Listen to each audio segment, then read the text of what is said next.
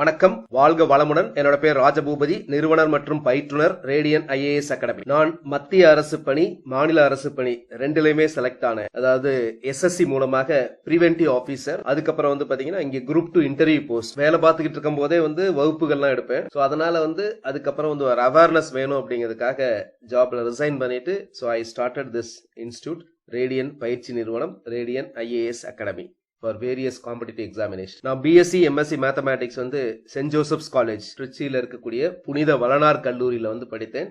அந்த புனித வளனார் கல்லூரியில தான் நமக்கு பிடித்த தலைவர் டாக்டர் ஏபிஜே அப்துல் கலாம் அவர்கள் பிஎஸ்சி பிசிக்ஸ் அங்க படிச்சாங்க. அப்போ நான் காலேஜ்ல அவர் கையால ஒரு மெடல் வாங்கினேன். நான் கல்லூரியில படிச்சிட்டு இருக்கும்போது ஐயா கையில மெடல் வாங்கினேன். இது நான் படித்த கல்லூரி. இதுக்கு பின்னாடி பாத்தீங்கன்னா திருச்சி மலைக்கோட்டை தெரிகிறது. 1844 ஆரம்பிக்கப்பட்ட கல்லூரி 177 ஆண்டுகள் நிறைவு பெற்றது. யூஜிசியால ஹெரிடேஜ் ஸ்டேட்டஸ் அப்படிங்கிற பாரம்பரிய கல்லூரியாக தமிழ்நாட்டில இருந்து செலக்ட் பண்ண ஒரே கல்லூரி எங்களுடைய கல்லூரி தான். உங்களுக்கு இதை பத்தி மேலும் கூடுதல் தகவல் தெரிவதற்கு, கோர்ஸை பத்தி தெரிவதற்கு இந்த நம்பருக்கு டெலிகிராம் அல்லது வாட்ஸ்அப் அல்லது கால் பண்ணுங்க அல்லது மெயில் பண்ணுங்க. இந்த மெயில் ஐடி. இது ஹிந்து தமிழ்ல வந்த நியூஸ். எஸ்எஸ்சி சிஜிஎல் அதை பத்தி தான் நம்ம டீடைலா பார்க்க போறோம். மத்திய அரசு பணி வாய்ப்புகள் 6506 காலி பணியிடங்கள் இப்ப இருக்கு. எஸ்எஸ்சி அறிவிச்சிருக்காங்க. ஜனவரி 30க்குள்ள நீங்க ஆன்லைன்ல விண்ணப்பிக்கணும். இது மத்திய அரசின் குரூப் பி சி பணிகளில் 6506 காலியிட பணியிட நேரடி தேர்வு மூலம் நிரப்புவதற்கான அறிவிப்பை பணியாளர் தேர்வு ஆணையம் வெளியிட்டிருக்கிறார். பட்டப்படிப்பை அடிப்படை கல்வியாக கொண்ட இந்த பணிகளுக்கு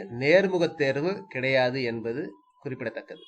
இப்ப கவர்மெண்ட் இப்ப recently group C and B and C போஸ்டுக்கு நேர்முக தேர்வு கிடையாது. குரூப் டிக்கு நேர்முக தேர்வு கிடையாது. இதுல பிலையும் எஸ்எஸ்சி மூலம் உள்ளதுக்கு இன்டர்வியூ இப்ப கிடையாது. நான் தேர்வான போது இன்டர்வியூ இருந்தது. குரூப் பி போஸ்ட்ல பாத்தீங்கன்னா உதவி தணிக்கை அலுவலர், உதவி கணக்கு அலுவலர், உதவி பிரிவு அலுவலர், கடத்தல் தடுப்பு ஆய்வாளர், வருமான வரி ஆய்வாளர், சிபிஐ இன்ஸ்பெக்டர், உதவி அமலாக்க அதிகாரி, அஞ்சல் ஆய்வாளர், இதெல்லாம் பார்க்கலாம். நம்ம நீங்க எழுத்து தேர்வில் வெற்றி பெற்றால் அரசு பணி வாய்ப்பு உறுதி. இதுதான் எஸ்எஸ்சியோட தேர்வின் சிறப்பு அம்சம். இதுல குரூப் பி பணிகளுக்கு 30 வயதாக இருக்கிறது. குரூப் சிக்கு 27 வயது. இதுல பாத்தீங்கன்னா எஸ்சி எஸ்டி வகுப்பினருக்கு 5 ஆண்டும், ஓபிசிக்கு 3 ஆண்டும், மாற்றுத்திறனாளிகளுக்கு 10 ஆண்டும் வயது வரம்பில் தளர்வு அளிக்கப்படுகிறது. இறுதியாண்டு படிக்கும் மாணவர்களும் விண்ணப்பிக்கலாம். இந்த வெப்சைட்ல போங்க. ssc.nic.in ssc.nic.in இங்கதான் ஆன்லைன் மூலமா அப்ளை பண்ணணும். விண்ணப்பத்திற்கு கடைசி நாள் இந்த மாதம் ஜனவரி 31. முதற்கட்ட தேர்வு டியர் 1 அப்படிங்கிறது மே 29 இருந்து ஜூன் 7 வரைக்கும் நடக்கும். கணினி வழியில் நடக்கும். நிறைய ஷிஃப்ட் சிஸ்டம்னு சொல்லுவாங்க, அது மூலமா. இது தொடர்பாக நான் உங்களுக்கு பேட்டி கொடுத்திருந்தேன். சரிங்களா? இது தொடர்பாக அரசு பணிகளுக்கான போட்டித் தேர்வுகளுக்கு பயிற்சி எடுத்து வரும் ரேடியன் ராஜபூபதி அவர்கள் கூறியதாவது, எஸ்எஸ்சி தேர்வுக்கு தமிழகத்திலிருந்து கணிசமானவர் விண்ணப்பிக்கிறார்கள். ஆனால் தேர்ச்சி சதவீதம்னு பார்த்தா வெறும் 1%. முக்கிய காரணம் தமிழக மாணவர்கள் டிஎன்பிஎஸ்சி தேர்வை போன்று எஸ்எஸ்சி தேர்வுக்கு முழுமீச்சாக தயாராவதில்லை. பெயரளவிலே எழுதுகிறார்கள். அப்ளை பண்ணிட்டாங்க அப்படிங்கிறதுக்காக எழுதுறாங்க. மற்றொரு காரணம், எஸ்எஸ்சி தேர்வில் வினாக்கள் ஆங்கிலம் மற்றும் இந்தியில் தான் இருக்கும். மேலும் எஸ்எஸ்சி தேர்வுகள் அதற்கான தயாரிப்பு கொடுத்து மாணவர்களிடையே போதிய விழிப்புணர்வு கிடையாது. அதுவும் உண்மை. நம்ம மாணவர்களுக்கு போதிய விழிப்புணர்வு கொடுத்தால் கண்டிப்பாக அந்த 1% 10-15% விரைவில் மாற்றுவார்கள். தமிழகத்திலிருந்து ஏராளமானோர் எஸ்எஸ்சி தேர்வில் கண்டிப்பாக தேர்ச்சி பெற வேண்டும். இன்னைக்கு ஸ்டாப் செலக்ஷன் கமிஷன் அந்த நோட்டிபிகேஷன் வந்திருக்கு. நான் ஏற்கனவே அதை சொல்லியிருக்கிறேன். அதை பத்தி டீடைல்டா பார்க்க போறோம். லாஸ்ட் டேட் இந்த மாச கடைசி 31st December 2021. டிஎன்பிஎஸ்சியில் எப்படி 10th தனியா இருக்கும், அதே மாதிரி +2 கூட இருக்கு. குரூப் 3 போன்ற தேர்வுகள். அதற்கப்புறம் டிகிரிக்கு பாத்தீங்கன்னா குரூப் 1, 2 போன்ற தேர்வுகள் இருக்கிற மாதிரி எஸ்எஸ்சி அப்படிங்கிறது ஸ்டாஃப் செலக்ஷன் கமிஷன். இது பாத்தீங்கன்னா சபார்டினேட் சர்வீஸ் ஆபீசர்ஸ் செலக்ட் பண்ணக்கூடியது. இப்போ அகில இந்திய அளவில் பாத்தீங்கன்னா யூபிஎஸ்சி அப்படின்னு இருக்கும், யூனியன் பப்ளிக் சர்வீஸ் கமிஷன், மத்திய தேர்வு ஆணையம். இது பாத்தீங்கன்னா கெசட்டட் ஆபீசர்ஸ் சிவில் சர்வீசஸ் மூலமாக ஐஏஎஸ், ஐபிஎஸ், ஐஆர்எஸ் உள்ளிட்ட நிறைய ஒரு 20க்கும் மேற்பட்ட பதவிகளுக்கு எடுக்கிறாங்க. அதே மாதிரி ஐஇஎஸ் கண்டக்ட் பண்றாங்க, இந்தியன் என்ஜினியரிங் சர்வீஸ். இது போல வேரியஸ் ஆபீசர்ஸ் கேடர்ஸ் எல்லாம் யூபிஎஸ்சி கண்டக்ட் பண்றாங்க, சிடிஎஸ் கண்டக்ட் பண்றாங்க, என்டிஏ கண்டக்ட் பண்றாங்க.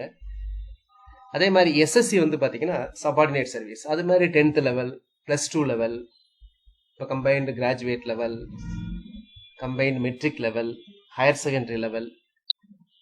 இப்போ பாத்தீங்கன்னா கம்பைன்டு இது கிராஜுவேட் லெவல். பட்டப்படிப்பு படிச்சவங்க இந்த இதுக்கு எலிஜிபிள். இதுக்கு லாஸ்ட் டேட் பாத்தீங்கன்னா 31. அதனால கண்டிப்பா தமிழக மாணவர்கள் இதை வந்து கண்டிப்பாக அப்ளை பண்ணுங்க. யாரெல்லாம் அப்ளை பண்ணலாம் அப்படின்னா, கண்டிப்பாக ஓரளவு இது வந்து கேள்விகள் வந்து இங்கிலீஷ்லையும் ஹிந்திலையும் மட்டும்தான் இருக்கும். ஸோ அதனால ஓரளவு ஆங்கில வினாக்களை புரிந்து உணர்ந்து ஆன்சர் பண்றவங்க ஆன்சர் பண்ணலாம். கண்டிப்பா இந்த இதை அப்ளை பண்ணலாம். தமிழ்நாட்டில் நிறைய பேர் அப்ளை பண்றதே இல்லை. அதுக்கு என்ன காரணம் அப்படின்னா, அப்ளை பண்றது இல்லைன்றத கூட சொல்லக்கூடாது. இப்போ கொஞ்ச நாள் அப்ளை பண்றாங்க, ஆனா அதை வந்து சக்சஸ்ஃபுல்லா இதுக்குன்னு தனியா ப்ரிப்பேர் பண்ணி, இப்போ பீகார் போன்ற மாநிலங்கள்லாம் பாத்தீங்கன்னா, பீகார் நார்த் இந்தியாலலாம் பாத்தீங்கன்னா எஸ்எஸ்சி எக்ஸாம்ஸ்க்கு, ஆர்மி எக்ஸாம்ஸ்க்கு, ஏர்ஃபோர்ஸ் எக்ஸாமினேஷன்ஸ், எஸ்எஸ்பின்னு சொல்லக்கூடியதுக்கெல்லாம் ரொம்ப சீரியஸா ப்ரிப்பேர் பண்ணுவாங்க. நம்ம வந்து இங்க வந்து பாத்தீங்கன்னா மெயினா எல்லாம் டிஎன்பிஎஸ்சி இல்லைன்னா டிஆர்பி, டெட் இந்த எக்ஸாம்ஸ், அப்புறம் போலீஸ், இது மட்டும் தான் அதிகமாக கான்சன்ட்ரேட் பண்றாங்க. இந்த மாதிரி மத்திய அளவில் நடக்கக்கூடிய எக்ஸாம்ஸ்க்கு வந்து தமிழக மாணவர்கள் அப்ளை பண்ணா கூட அந்த அளவுக்கு சிரத்தை எடுத்து ப்ரிப்பேர் பண்றது கிடையாது. நான் எழுதும் போது எஸ்எஸ்சி எக்ஸாம்ஸ்ல 6th ரேங்க் எடுத்தேன். ஸோ இதெல்லாம் அதில் இருக்கக்கூடிய போஸ்ட் பார்த்தீங்கன்னா, ஸோ ஏஜ் லிமிட் வந்து 30 வருஷத்துக்கு மேலே இருக்கக்கூடாது. பட் ஓபிசி, எஸ்சி, எஸ்டிக்கு வந்து ரிலாக்ஸேஷன் உண்டு. சேலரி வந்து நல்ல சேலரிங்க. உங்களுக்கு எப்பவுமே தெரியும், சென்ட்ரல் கவர்மெண்ட் அப்படிங்கிறது நிறைய சேலரி கொடுப்பாங்க. அதை பேஸ் பண்ணி தான் வந்து ஸ்டேட் கவர்மெண்ட்டே கொடுப்பாங்க. ஸோ இது வந்து லெவல் 8 47,600 to 1,51,100. இது வந்து அது இன்க்ரிமெண்ட் ஆகிட்டே போகிறது. ஸோ ஒரே எக்ஸாம்ஸ் தான். ஸோ அதில் நிறைய போஸ்ட் இருக்கு. அதில் சேலரி கொஞ்சம் வித்தியாசப்படும். இது வந்து லெவல் 7 சேலரி உள்ள போஸ்ட். அது போஸ்ட்ஸ் எல்லாமே நல்லா இன்ட்ரெஸ்டிங்காக இருக்கக்கூடிய post. For example assistant ASO, assistant section officer, இங்கே குரூப் 2 ஓடி போஸ்ட் இருக்குல்ல, அதே மாதிரி ஐபியில், இன்டெலிஜென்ஸ் பீரோவில், சென்ட்ரல் செக்ரட்டரியேட் சர்வீஸில், மினிஸ்ட்ரி ஆஃப் ரயில்வேஸில், ஆல்மோஸ்ட் எல்லா டிபார்ட்மெண்ட்லையும், போஸ்டல் டிபார்ட்மெண்ட், அதுக்கப்புறம் பாஸ்போர்ட் ஆஃபீஸ், இது எல்லாமே நீங்கள் பார்க்கலாம். தமிழ்நாட்டில் நிறைய இடத்துல இந்த சென்ட்ரல் கவர்மெண்ட்லாம் பார்த்தீங்கன்னா தமிழக ஆட்கள் நிறைய பேர் இல்லை, நார்த் இந்தியன்ஸ் தான் நிறைய பேர் இருக்கிறாங்க. கிட்டத்தட்ட நம்ம வந்து இதில் செலக்ட் ஆகிறது வந்து பார்த்தீங்கன்னா 1% தான். 1%த்துக்கும் குறைவு தான், 1% கம்மி தான். கிட்டத்தட்ட தமிழ்நாடு மக்கள் வந்து பார்த்தீங்கன்னா 10%க்கும் அதிக மாதிரி செலக்ட் ஆகணும். ஆனால் 1%த்துக்கு கம்மி தான் இப்போதைக்கு செலக்ட் ஆகிட்டு இருக்காங்க. வேற எந்த காரணமும் கிடையாது. இவங்க வந்து நம்ம ஆட்கள் வந்து இது கரெக்டாக ப்ரிப்பேர் பண்ணி ஒழுங்காக எழுதுறது கிடையாது. பாருங்க, மினிஸ்ட்ரி ஆஃப் எக்ஸ்டர்னல் அஃபேர்ஸ். வேற நாடுகளில் கூட உங்களுக்கு வந்து எம்பசியில் வந்து பணிபுரிய வாய்ப்பும் உண்டு இது மூலமாக. Inspector of income tax, inspector of central exercise,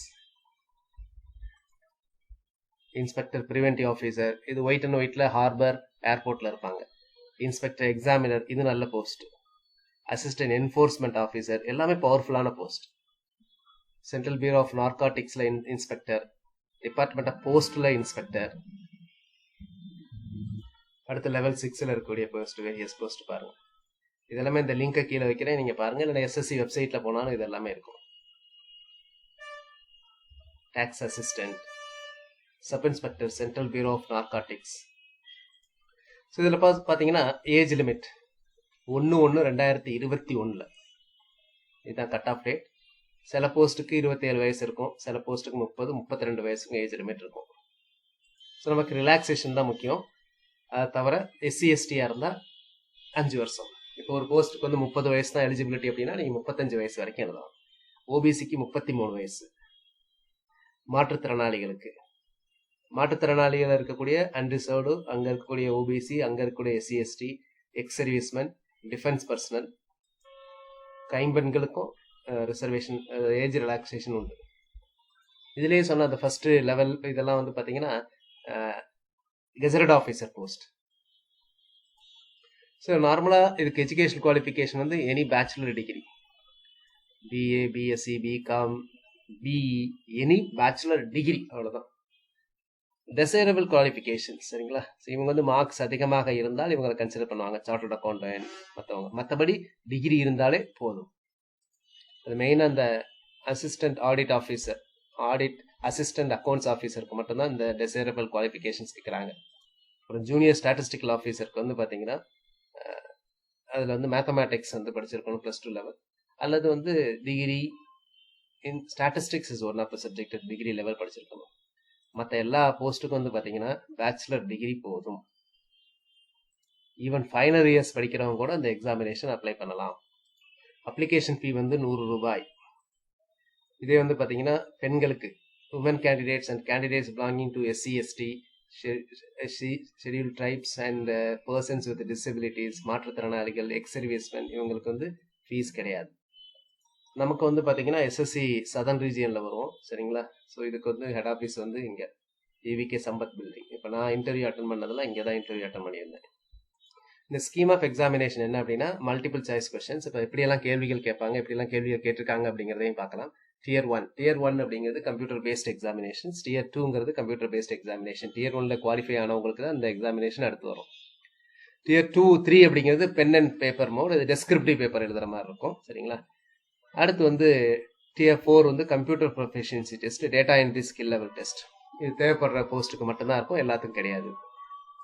இந்த எக்ஸாமினேஷன் எல்லாமே டிஃப்ரெண்ட் மல்டிபிள் ஷிஃப்ட்ஸில் நடக்கும், சரிங்களா. ஸோ ஒரே நேரத்தில் நடக்காதனால அப்போ அந்த மார்க் எல்லாம் நார்மலைஸ் பண்ணுவாங்க, சரிங்களா. இப்போ ஒரு நாள் இப்போ காலையில் எழுதின எக்ஸாம் ஈஸியாக இருக்கும், மதியானம் நடந்தது கொஞ்சம் டஃப்பாக இருக்கும். இது எல்லாத்தையும் நார்மலைசிங் பண்ணி உங்களுக்கு அந்த ஸ்கோர் வந்து பர்ஃபெக்டாக இருக்கும். ஸோ இது முக்கியமானது. உங்களுக்கு வந்து Tier 1, இப்போ நடக்க போகிறது Tier 1. ஸோ Tier 1 இப்போ நம்ம முக்கியம் பார்க்கலாம். General intelligence and reasoning 25 questions இருக்கும். மேக்ஸிமம் மார்க் வந்து 50. ஜென்ரல் அவேர்னஸ் அதில் வந்து 25 கொஸ்டின்ஸ் இருக்கும், அதில் 50. ஜென்ரல் அவேர்னஸ் அப்படிங்கிறது வந்து பார்த்தீங்கன்னா எல்லா விதமான நம்ம ஜென்ரல் நாலேஜ்னு சொல்லுவோம்ல, ஜென்ரல் ஸ்டடீஸ்ன்னு சொல்லுவோம்ல, ஸோ அந்த மாதிரி இருக்கக்கூடியது. அதுக்குள்ளே கரண்ட் அஃபேர்ஸ் வரும், 1-2 கொஸ்டின்ஸ். மற்றபடி நிறைய வந்து ஜென்ரலாக வந்து பார்த்தீங்கன்னா ஸ்டாக் ஜிகேன்னு சொல்லக்கூடிய ஹிஸ்ட்ரி, ஜியாகிரபி, பாலிட்டி, எக்கனாமியில் நிறைய கொஸ்டின்ஸ் இருக்கும். அடுத்து குவான்டிடேட்டிவ் ஆப்டிடியூட்னு சொல்லக்கூடியது, அது 25 கொஸ்டின்ஸ், 50 மார்க்ஸ். இங்கிலீஷ் காம்ப்ரஹென்ஷ் எல்லாத்துலேயும் பார்த்தீங்கன்னா ஈக்குவல் வெயிட்டேஜ் 25 கொஸ்டின்ஸ், மொத்தம் 100 வினாக்கள், 200 மதிப்பெண்கள், 1 hour, சரிங்களா. ஸோ 100 கேள்விகள் 60 நிமிஷத்தில் எழுதணும்.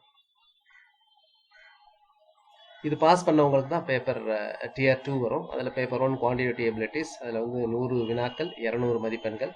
இங்கிலீஷில் வந்து 200 கேள்விகள், 200. இங்கிலீஷ் அப்படிங்கும்போது ரொம்ப நீங்கள் பயப்பட வேணாம், ரொம்ப அட்வான்ஸ் லெவலாக இருக்கணும்ட்டு நீங்கள் நார்மலாக ப்ரிப்பேர் பண்ணீங்க அப்படின்னா ஈஸியாக ஆன்சர் பண்ணலாம். சொல்லப்போனால் இந்த PO பேங்க் எக்ஸாம்ஸ் எல்லாம் கம்பேர் பண்ணும்போது இங்கே வந்து ஈஸியாக தான் இருக்கும் ரிலேட்டிவ்லி. அது ஜென்ரல் ஆப்டிடியூடாக இருக்கலாம் அல்லது உங்களுக்கு வந்து ரீசனிங்காக இருக்கலாம், எல்லாமே வந்து பேங்க் எக்ஸாமை கம்பேர் பண்ணும்போது ஈஸியாக இருக்கும். ஆனால் ப்ராக்டிஸ் பண்ணணும் நீங்கள்.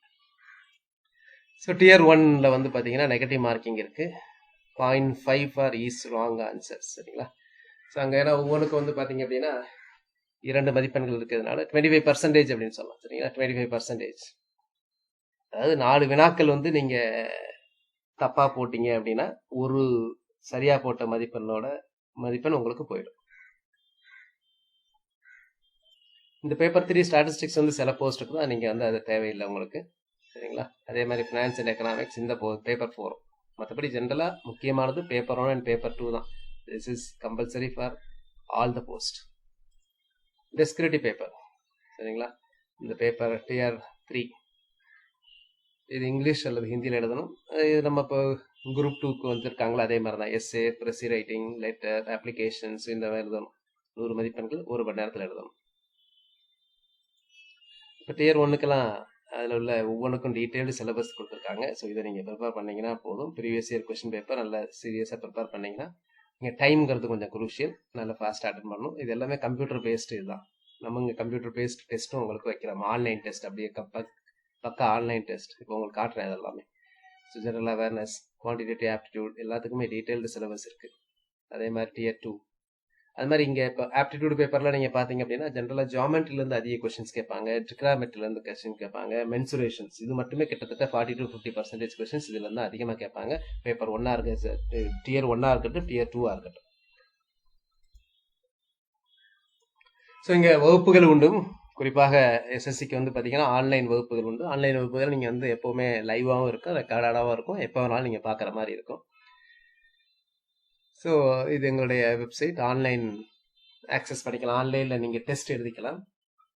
இது வந்து டாபிக் வைஸ் டெஸ்ட், சரிங்களா. ஸோ ஒவ்வொன்றில் இருக்கக்கூடிய டாபிக் வைஸ் டெஸ்ட்டு. அதே மாதிரி வந்து ஃபுல் டெஸ்ட் டைப்பும் உண்டு.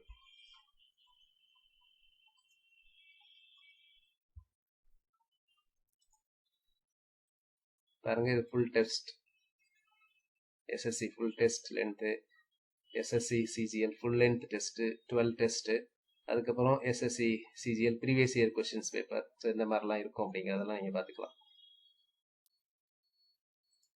ஸோ இந்த மாதிரி ஆன்லைன் டெஸ்ட் இருக்கும்.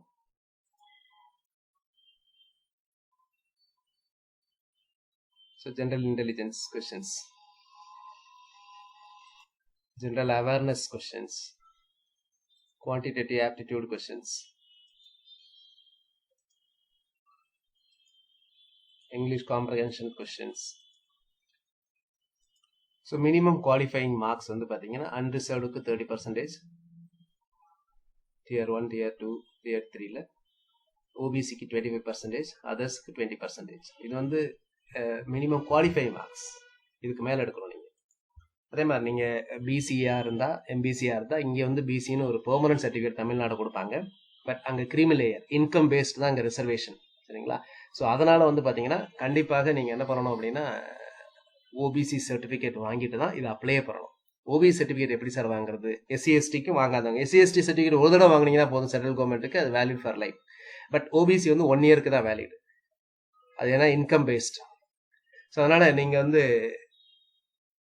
இ-சேவை மையம், உங்கள் பக்கத்தில் இருக்கக்கூடிய இ-சேவை மையத்தில் போனீங்கன்னா அவங்க வந்து நீங்கள் அங்கே எல்லாமே போனீங்கன்னா அவங்க எல்லாமே கைட் பண்ணுவாங்க.